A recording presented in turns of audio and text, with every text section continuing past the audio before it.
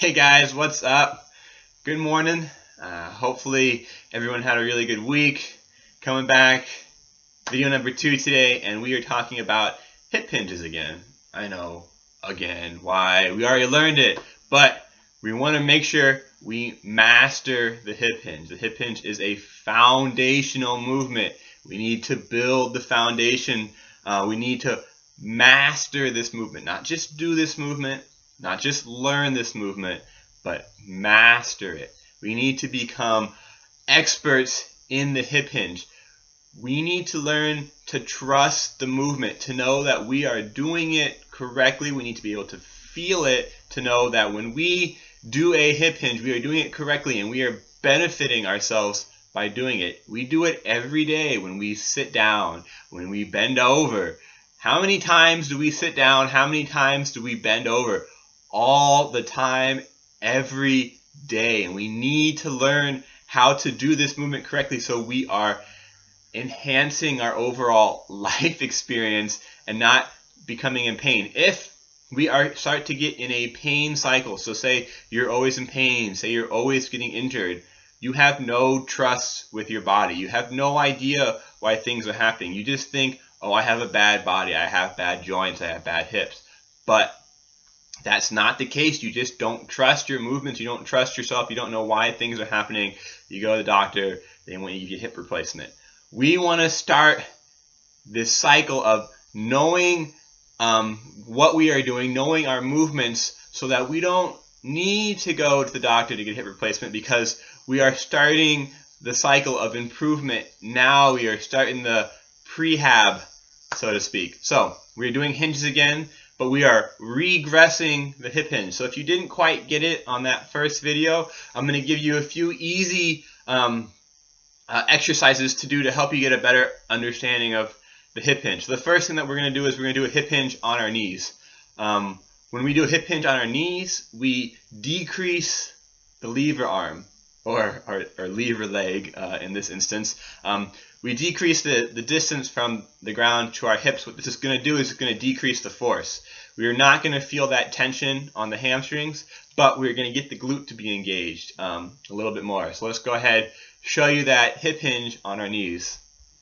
What we will do here, as I slowly waddle out so you can see me, is I'm going to fold my feet underneath my toes on my knees. I'm going to just drive my hips back just like I would in a hip hinge. Like I'm kind of sitting down into the movement. I have to fold from my hips and not from my back. So I still want to brace my core, still have that so I'm not going into extension. But on the knees it's a lot harder to fold forward into flexion. So we're working more of that extension movement, but the thing I want to really take note of is, am I arching my back? I don't want to arch my back, I want to stay neutral. So core stays on tight, hips drive back. Make sure you're folding from the hips. This really helps you know, where do I fold from my hips? How do I get my butt back? Another way to really kind of advance that little bit of movement is to add a weight. So I have a kettlebell here. I put it right here behind my butt. Hold it steady. It's a great way to help open up the shoulder, open up the chest for posture as well. But holding it here, going back to the hip hinge, it changes our center of balance, so it pushes it back.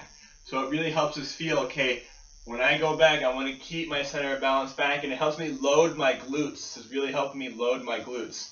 You might not feel it as much when you're standing up doing that good morning, but when you put this weight back here and you do it on the ground, you can really start to understand, how do I load my glutes? Stick my butt back, keep my back straight, and then contract my glutes, stand back up. I don't want to drive my hips forward into overextension, but I want to come back right to neutral position.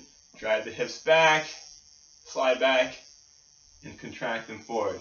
Really easy way to start to understand where that fold happens in the hinge and also where your center of balance is. The second thing I want to show you is a nice, easy tool is to get a PVC pipe or just a stick.